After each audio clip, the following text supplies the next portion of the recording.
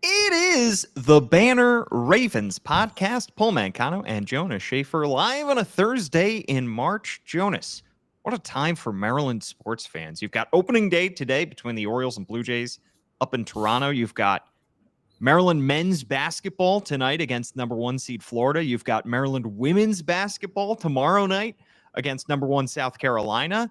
Just the sports are everywhere. And let me tell you, the most quiet team of all is the Baltimore Ravens. And yet that's the team we're going to be talking about today. Yeah, you got me here in San Francisco chasing down every middle-aged bald man I see, wondering if it's Kevin Willard off meeting somewhere with a Villanova athletic department official to sign a contract that he maybe shouldn't have signed yet.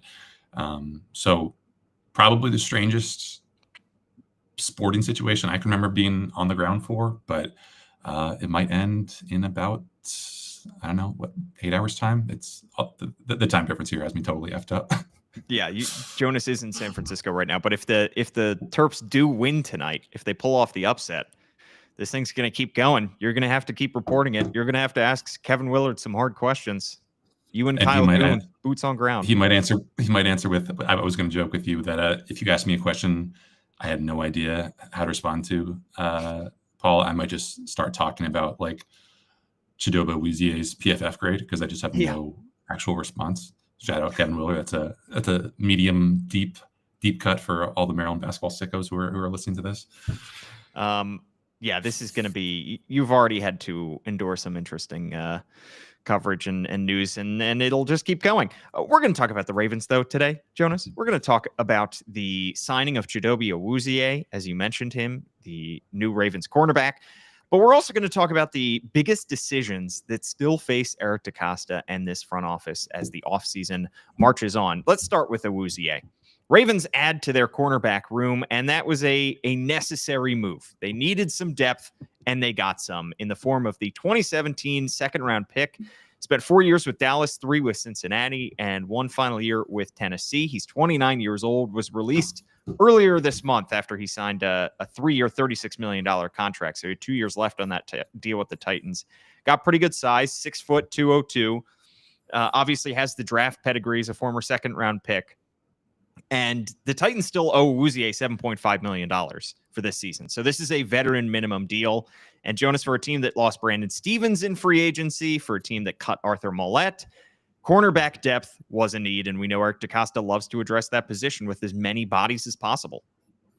Yeah, I mean, you needed depth because you didn't have any depth. You have 4 players on your roster, Marlon, Wiggins, Jalen Armour-Davis, TJ Tampa. That is not a lot. And obviously, it's a position that could grow with more free agent signings and probably will grow through the draft. You know, that's a spot for a day 1 or day 2 pick, depending on how that board falls. But this was the kind of signing that kind of, checks all the marks on Ravens offseason bingo. He has familiarity with the Ravens from his days in the AFC North. He has good size for that cornerback position. As you said, 6 foot, 202. Maybe he can play in some of those press man, press coverage looks. He was cut, so he won't count against the Ravens as a compensatory pick. It's a position where he has been good in the past, that pedigree, and maybe dropping him into this defense that's going to have more, steady hand under Chuck Pagano. You could get more out of him than, since he did at the end of his tenure there, than Tennessee did at the end of his tenure there. So it's the kind of, low risk, potentially smart signing that is typical of the Ravens. But again, just because he had some incredible highlights a couple of years ago with Cincinnati does not mean that he is, in any way that player still. We've seen just how quickly the cliff can come for some of these guys who have even been Ravens. I mean, Arthur Millette was great 2 years ago. Last year, he could barely play. Ronald Darby was great in Baltimore. He gets signed in Jacksonville, last just a year, under that, I think, 2 or 3 year deal that he signed there. So it's worth a shot. Don't know until he actually gets to Baltimore and starts working out whether he's going to be able to crack this rotation. But it's the kind of thing that, considering what the cost and what the price point was, why not? Yeah, exactly. And I still do expect the Ravens to address the cornerback position. They have 11 draft picks. They're going to address the cornerback position probably pretty early and probably multiple times in the draft. And then you have those kind of high upside chips in TJ Tampa and Jalen Armour-Davis that maybe they turn into impact players in the 2025 season. So they are by no means done addressing the cornerback spot or the secondary in general. They will probably add another safety at some point soon. All right, let's talk about the biggest dominoes that have yet to fall for the Ravens, because we're 2+ weeks now into the start of the NFL offseason. We've seen the Ravens make some moves. We've seen them sign DeAndre Hopkins. We've seen, moves around the edges, but there are still some big time decisions on Eric DeCosta's plate when it comes to contract extensions, when it comes to roster decisions, when it comes to fifth-year options. So let's rank them in terms of from least important to most important. We've got 6 here, Jonas. And our first one is about Odafe Oweh, who is set to play the 2025 season on his 5th-year option. Did double-digit sacks last year for the Ravens, has really developed from a guy that was a first-round pick out of Penn State who had no college production, essentially, into a very productive player. He's still on the outside of the elite pass rusher company, but he could be in for another positive growth season this year. And as he's entering his walk year, the Ravens have a decision to make as to whether they want to commit to him beyond 2025 or not. It's a tough call. The hardest thing in football probably to find after a franchise quarterback is either someone who protects that franchise quarterback at tackle or someone who makes life hell for them as an edge rusher. And that's why we've seen the Ravens make these plunges in the draft in recent years. Odafe was a late end of the first round guy who had not been very productive at Penn State as a pass rusher, but obviously had an immense physical skill set that they were banking on, and to some degree has been realized. That's why they took a gamble in that second round on David Ojabo. He was only available in that second round because of that Achilles injury that he suffered at that Michigan Pro Day. They figured, turn on the tape, look at this guy. He's explosive. He's bendy. If he comes back healthy, he could be a really good player for us. And obviously that hasn't happened. It's year 4 for him. And you could say he's probably closer to the bubble right now than he is to being in a set, number 2 rotational role at either of those spots. So you're kind of left with what exactly you do with this guy who was a double-digit sack guy, has been decent to possibly good in his playoff career, which is something that obviously Ravens fans are now, I think, over-indexing for, 3 sacks in 5 career playoff games. He has been like a top 20, 25-ish pass rusher in terms of just the predictive metrics like pass rush win rate, pressure rate. He was 22nd last year, according to PFF, on true pass sets, which, takes out screens, rollouts, play actions. But then you consider all that just with the fact that he hasn't really been a Myles Garrett or a Trey Hendrickson or a TJ Watt, not only in sacks, but just in playing time. It kind of goes back to the Mark Andrews issue with this. You want to pay these guys for maximum value. And if for whatever reason you have not trusted this guy to be more than a 65% of the snaps in a season kind of dude, then it's really tough to imagine paying him, I don't know, like $20 million a year. I mean, I'm just looking at the edge rusher market right now, the outside linebacker market, like the 10th highest paid outside linebacker right now in terms of average contract value is Alex Highsmith, and that's $17 million. And so you would expect that with the cap having gone up this season, with the cap having going up next year, that number is only going to get juiced. So it's a really tough spot, to say nothing of just how the Ravens have been kind of burned by letting some of these good, not great pass rushers go in their physical prime and watching them turn into Pro Bowl players elsewhere. Yeah, Matthew Judon, Zadarius Smith, or a couple of those guys. You talked about earlier in the offseason, Jonas, on this podcast, the kind of stars and scrubs, to put it crudely, model that the Ravens may have to adopt as they get further into Lamar Jackson's contract, which will be another topic that we'll talk about. But the fact that they're already paying Roquan Smith and Marlon Humphrey and now Nnamdi Madubuike, all of this money, they have to go younger in a lot of areas. And the reason that the way that they've been able to do that is collect as many compensatory picks as possible, get 11 draft picks for this upcoming draft guys. But it also leaves you in a spot where you have to decide on guys who are kind of on the bubble, who are very good players, but are they elite? Are they star level players that you can afford to pay? If you weren't paying your star quarterback as much money as they are paying Lamar Jackson, this would be an easier decision. But there are only so many guys that you can hand these massive contracts to and still be able to field an okay roster. And for Odafe Owe, it's another reminder of the conversation we had last offseason about Nnamdi Madubuike, where Madubuike early in his career did not generate a whole lot of pressure, did not generate a whole lot of sacks, but he was a developmental piece. And by the time he reached the point where he was due another contract, he was due a lot of money. And that's the frustrating part with the Ravens being so developmentally focused and so good at developing these guys, especially pass rushers under Chuck Smith, is that the first few years of them on their rookie deals are not particularly fruitful. But then you get to see the fruits of your labor pay off in the third or fourth or fifth years of their contracts. And at that point, you start having to pay them for their previously good years. So that is kind of the tough spot that the Ravens have put themselves in, because I think Odafe Owe is right on the cusp of being a guy who deserves that kind of money, but also not necessarily being a foundational piece to a defense.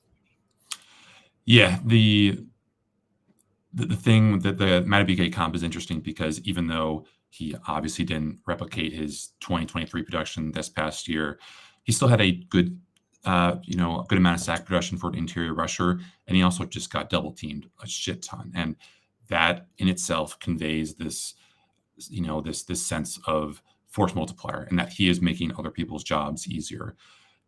You didn't really see Odafe double teamed a whole lot this year. Maybe that was just where he lined up. Maybe that was because defensive coordinators didn't respect him as much as they should, as evidenced by him being a double-digit sack guy. But is he going to be a guy that other coordinators, other quarterbacks worry about every single day in the week of game prep heading into kickoff? Probably not 2024 Odafe Owe, but maybe 2025 Odafe Owe is that kind of guy. I mean, it's been so interesting just kind of look at his development as a pass rusher, because you look at what he did testing wise coming into the draft. He was fast, but he was also powerful, and we've seen Odafe not really show a whole lot of that power. You could say it's translated somewhat in the run game, but he's not walking people back with bull rushes. He's not doing long arms, to offensive tackles' faces to kind of knock them back into the lap of their quarterback. He's winning with technique. He's winning with occasionally quick get-offs. But I think there is still so much more that he could be, and maybe he'll never get there because we're in year 5 right now, and you kind of are who you are as a player at a certain point. But that's going to be up to the Ravens, and that's they will know better than any of us just what his potential could be and how he fits into those long-term plans. And if the Ravens don't think that he fits into those long-term plans, then that's going to force your hand in the draft. I mean, I know obviously they are going to take best player available, and if Jahdae Barron, the very good slot cornerback from Texas, is somehow available there, or if Malachi Starks, the very impressive Georgia safety, is still there at 27, then maybe he is higher. Those guys are higher on the Ravens boards, and say, Donovan Ezeraku, I hope I'm pronouncing that name correctly, the very productive edge rusher from BC. But one thing that we've talked about, Paul, and one thing we'll continue to talk about as we preview that edge rush spot in the draft, is if you do not take a gamble on an edge rusher in the first round, the chances of them being athletically gifted enough to become anywhere close to a edge rusher 1 in this league are very, very slim, just because it requires such a high threshold of speed, power, production. And if you're making that gamble at pick 57 or wherever the Ravens are in the second round, or God forbid the third round, you're probably not going to find someone who's going to be able to come in and come anywhere close to Odafe's production in year 1, year 2, maybe even all the way up to year 4. Yeah, there should be some really intriguing guys who are on the list who are available to the Ravens when they pick in the first round. I mean, Marshall defensive end Mike Green is kind of intriguing prospect. You mentioned Ezeraku. James Pierce from Tennessee is another guy who could be available. So the Ravens will probably have their pick there of a quality high upside edge rusher, and whether they decide to make that pick or not, could depend on what they think of Odafe Owe long term. The Ravens will also have to make up their minds about what to do with this tight end room. 3 tight ends. We're all under contract for just 1 more season. Mark Andrew, Mark Andrews, Isaiah Likely, and Charlie Kohler.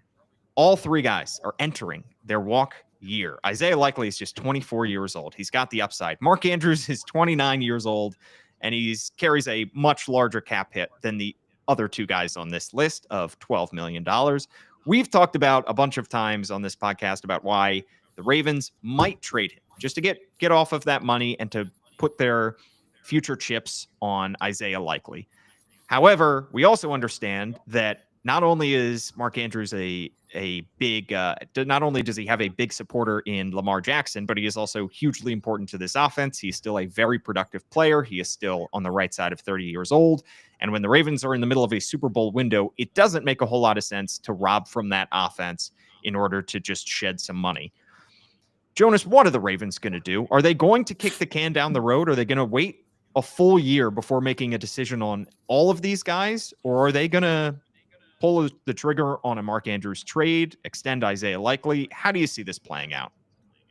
Yeah, I don't see Mark leaving anytime this offseason, just because that window has come and gone for them to have, earn some cap relief by trading him to another team and getting, a day 3 pick or whatever the asking price would be. And as we should mention that the Ravens are in this kind of quagmire at tight end / fullback in the same way that they are at edge rusher, because Kyle Van Noy at that outside linebacker spot is in his walk year. Ajabo's in his walk year. Obviously, Dafe's in his walk year. And here you have Mark, Likely, Kohler, Pat Ricard all entering the final year of their deals, or even if it's just a 1-year deal. So you're going to have to make some tough decisions. And, Mark's efficiency metrics have come down a little bit each of the past few years. Maybe that's because of injuries. Maybe that's because he's being asked to do more chip and release stuff, which naturally drags down your kind of productivity as a receiver if you're getting those short, low dump offs. He's 29. He could still be a guy who I think has a game that ages really well because he is so physical, because he is so nuanced. But Isaiah Likely, only 24 years old. That's still surprising to me, just considering how productive he was in college. And you think about some of these guys who really beat up at those lower levels, and you wonder, were they doing all this as a 22 or 23-year-old senior? No.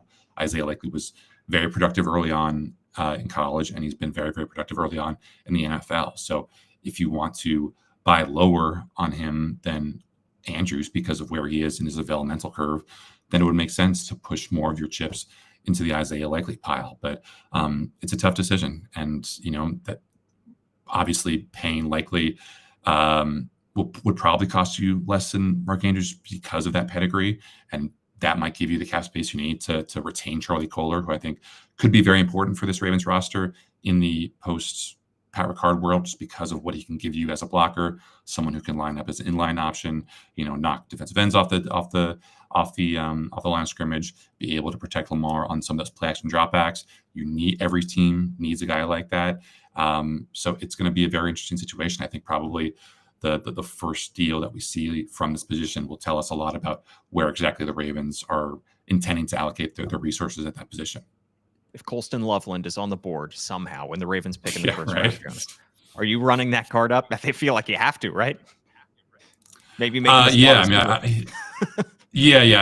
think the reviews on him as a blocker are not especially good, but if he is the Mark Andrews and Isaiah Likely replacement at a 10th of the cost of what those guys would be, then sure, why not? Yeah. Well, a couple other decisions that they have to make here are on the long-term futures of Kyle Hamilton and Tyler Linderbaum, because as 2022 first-round picks, they have a 5th-year option for the 2026 season looming, and the deadline for that is May 1st. Of course, you would think both these guys are Pro Bowl players. Why would you not pick up their 5th-year options? You not even just pick up their 5th-year options, but look to extend both these guys. But Jonas, friend of the podcast, Jeff Zrebeck, was talking on the Front Office podcast recently about why it's not 100% guaranteed. It's not done deal that the Ravens would pick up Tyler Linderbaum's 5th-year option. And for people that have watched Tyler Linderbaum develop into one of the better centers in the NFL, why would the Ravens even think about declining his 5th-year option? Because it's a whole lot of money, and you'd be committed to it maybe a little bit unnecessarily early. As you said, that May 1 deadline is kind of running down pretty quickly. And because of how the collective bargaining agreement was negotiated, and because Linderbaum is a two-time Pro Bowler, his price is jacked up. So that fifth-year option for 2026 would be $23.4 million, and that's a lot of money. Creed Humphrey just reset the market, I think, last year or last offseason at $18 million a year. That's number one among all NFL safeties. So that's quite a big markup. I think probably whenever Tyler Linderbaum does get a deal done with the Ravens, it would be a market resetting type deal, but not $23.4 million when the ceiling right now is $18 million. So you could just say like, hey, we're going to wait until next year. If a deal isn't done with you, we can just slap the franchise tag on you. That is a also pretty steep price. The projected franchise tag for an offensive lineman, because it doesn't discriminate at the position.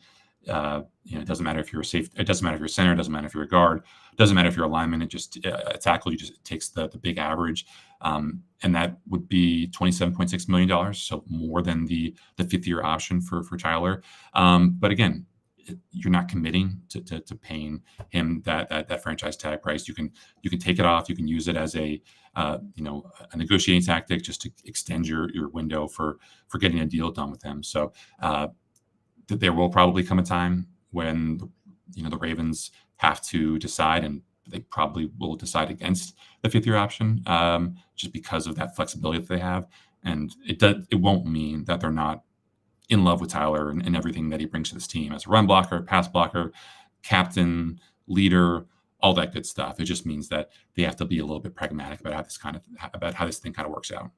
Yeah. Well, three more decisions that we want to rank here from least important to most important. And this is a decision that everyone around the league will be eyeing closely. And that's what the Ravens do with Justin Tucker. Just a reminder, the Baltimore Banner reported earlier this offseason that Justin Tucker has been accused of inappropriate sexual behavior by 16 massage therapists at 8 different spas spanning from 2012 to 2016. And 2 spas say his behavior was so egregious that they banned him. He has denied all wrongdoing. Jonas, it feels like the Ravens are just waiting to see what the NFL does here. They're going to conclude their investigation at some point. We have no idea when the results of that investigation will be made public. NFL draft is in a month. The Ravens have 11 picks. If they have any intention of moving on from Justin Tucker, it would behoove them to take a kicker with one of their day 3 picks. How do you see this playing out? And do you agree with my reading that the Ravens appear to just simply be waiting on the results of the league's investigation? Yeah, and that's probably the smart thing to do, because again, they don't get a lot of cap relief if it made sense to cut him right away, then they would have cut him right away. They would have put the post June 1 tag on him to help their cap relief. He's still getting paid like a top 5 kicker, if not a top 3 kicker, I think, because of when he signed that deal. So we might know a little bit more by Tuesday, I believe. The NFL owners meetings will be going on in Florida. Gianna Hahn will be there to cover that for us. Roger Goodell, I think, is expected to talk. He may be asked about that.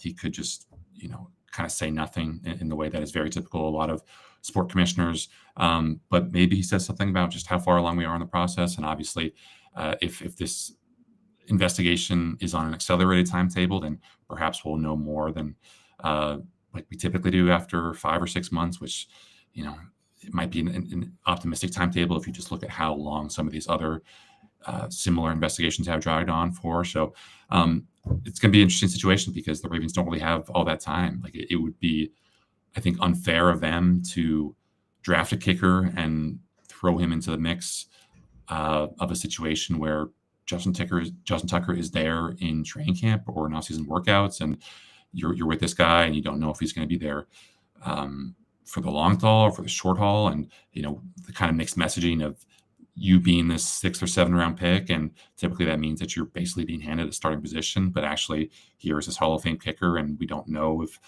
he's going to be around for the long haul. So circumstances may force their hand, and they might have to make a decision on Tucker before they want to, but it just really depends on how the NFL feels about all this, what the NFL investigators find, and of course what Eric DeCosta, Steve Bisciotti, John Harbaugh, we know what their own internal calculus on this is. Yeah, arbitrary deadlines between now and training camp. I think that you absolutely, if you do intend to draft a kicker to be Justin Tucker's replacement, would make next to no sense to have both those guys in training camp in July. All right, another topic, two left that we have. Another decision that Eric DeCosta has yet to make, and that's on Derrick Henry, who has just one more year left on the 2-year deal that he signed. He's got a cap hit of over $12 million for 2025.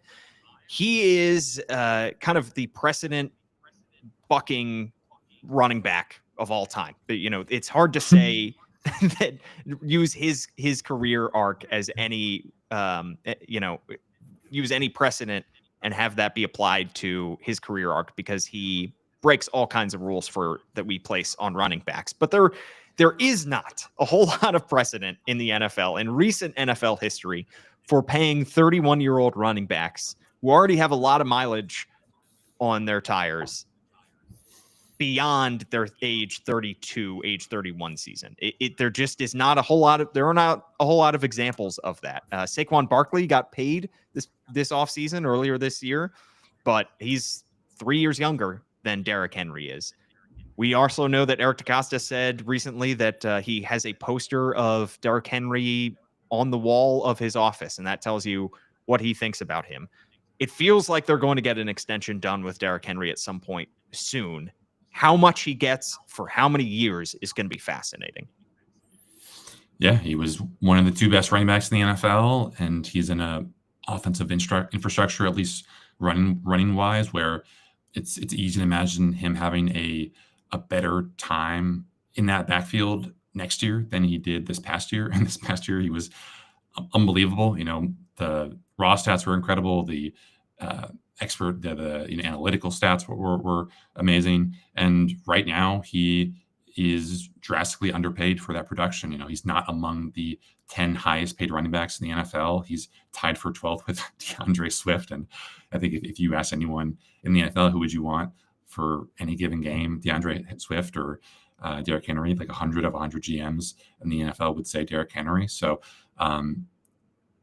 what comes to mind for me, Paul, and I think with you being more adept and agile and facile with memes, I think I'm gonna need your help for some social content later this offseason. Do you remember that TikTok trend where it's like a group of friends or family, and all of them are like, "Give me my money," and then it kind of builds to a crescendo, and then the last person is the one basically who is not applauded for. Don't you feel like we're kind of there with all these Ravens who need a deal, but maybe one of them won't get one? Like, is Tyler Linderbaum going to be the one that is the one left holding the bag? Is it going to be Derrick Henry? Is it going to be Odafe Oweh? I mean, like, one of these guys has to be the one at the end of the meme who is the kind of butt of the joke. And obviously, cap space is finite. The cap goes up every year, but not so much that you can pay for all these guys at relatively close to the top of the market. So it's a tough decision. I think considering where the Ravens are in the Super Bowl window, it's really tough to imagine them not wanting him around for at least another year in 2026. But again, Lamar makes everyone's job so easy as a runner. Will that continue at the same level, same prodigious levels it has these past 2 years as he approaches 30? That's a decision for a determination for the Ravens to make. But Derrick Henry is one of one. He's a unicorn. He's a great guy for that locker room. He still is hitting these unbelievable speeds. He's still breaking incredible amounts of tackles. And it's just up to Eric DeCosta to decide, do you want to throw a lot of good money into a really good running back who is in kind of uncharted territory for someone of his age? That's a perfect transition to talk about Lamar Jackson, who is also a unicorn, who is also one of one. And that's the biggest decision that awaits Eric DeCosta. Now, the Ravens are not under the same pressure that they were 2 off seasons ago, when they slapped the franchise tag on Lamar Jackson. They have some time if they want to get something done with Lamar Jackson. He is still under contract for a few more years. He does have a cap hit of over $43 million in 2025, but that cap hit jumps to almost $75 million for 2026 and 2027. Now, Jonas, that would seem to be untenable, would it not? And a natural panacea to that massive cap hit would be, that's our word of the day, panacea. I'm just deciding that now. Definition, I'll look it up later. The natural panacea to that, Jonas, would be either restructuring his contract or extending him. And why extending him could be attractive is, well, look what the Bills just did with Josh Allen. They extended him, handed him $330 million for 6 years, which is a ridiculous fee, but it helped them push some of that money into future years. Lamar Jackson has a couple void years tacked onto the end of his deal, and if they were to extend him, they would be able to pay him actual money in those years and not have to worry about that. Do you think that this is closer to, one, do you think that this is getting done this offseason? They're going to make a move on that. And two, do you think that this is going to be a restructure, or do you think this is going to be an extension for Lamar Jackson? Well, I think it has to be an extension. I think if it was going to be a restructure, it would have already happened. I think the fact that the Ravens' big salary cap clearance space move this offseason was the Marlon Humphrey restructure was pretty telling. I think a lot of this goes back to who has leverage in these situations. Joel Corey, who does great work on the salary cap for CBS, has talked about how if the Ravens and Lamar couldn't figure something out this year, or if Lamar didn't want to figure something out this offseason, then all the kind of strength goes to him in negotiations. Because, let's say, I think SpotTrack has the 2026 projected salary cap at $307 million at a $75 million price tag for Lamar. That contract becomes kind of an albatross. Like almost a quarter of the Ravens salary cap space would be consumed by one deal. And that deal belongs to arguably the best player in the NFL, but that's not how you want to do business. You want to have space for other things. So, obviously Eric DeCosta talked at the Combine about how he planned to go down to Florida, how he wanted to meet with Lamar. I think it just depends on like how willing Lamar is to play ball. I think the expectation is certainly that whatever deal he signs would be the biggest in NFL history. Josh Allen's deal gives him a benchmark to clear in the same way that Jalen Hurts deal a couple of years ago gave Lamar an idea of what he wanted plus X. So it's just a matter of like what his demands are, what Eric DeCosta's expectations are, how they want to structure the deal so it's a little bit more of a smoother, uptick in that cap hit, and it's not jumping $32 million in one offseason. It's a very, very important thing because it kind of sets the table for the rest of your team building process in the long run. I mean, I remember when the Ravens were going through this whole situation with Lamar 2 off seasons ago. Like I asked Eric DeCosta at the Combine basically how much of a inhibition not knowing the future cap allocations was because you didn't have an idea of whether you'd be paying him, the non-exclusive franchise tag, whether you'd be giving him a big money deal, whether it would be something fully guaranteed. There's so many things that have trickle-down effects from whatever Lamar's contract situation is. So the sooner the Ravens can get this figured out, the better. But there are a lot of, there's always going to be good quarterbacks who are coming to market who are looking to become the highest paid quarterback or one of the highest paid quarterbacks in the NFL.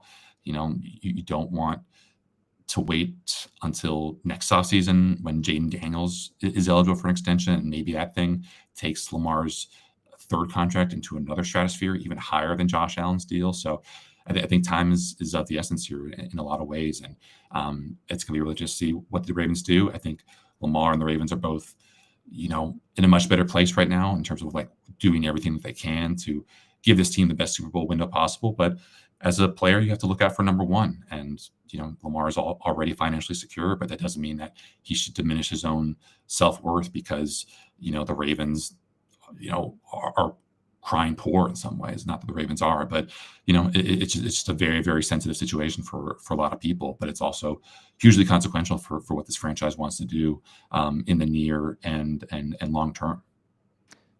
Lamar Jackson's number 8. He's not number 1. So he's got to look out for number 8, Jonas.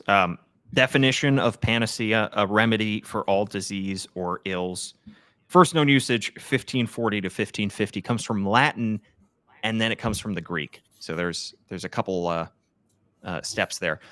Yeah, this is obviously a major anvil hanging over the Ravens right now. The sooner they get it done, the better. And you also wonder if the Ravens, we said it when Saquon Barkley signed his big deal, and I'll say it now, did the Ravens miss out by not being more proactive?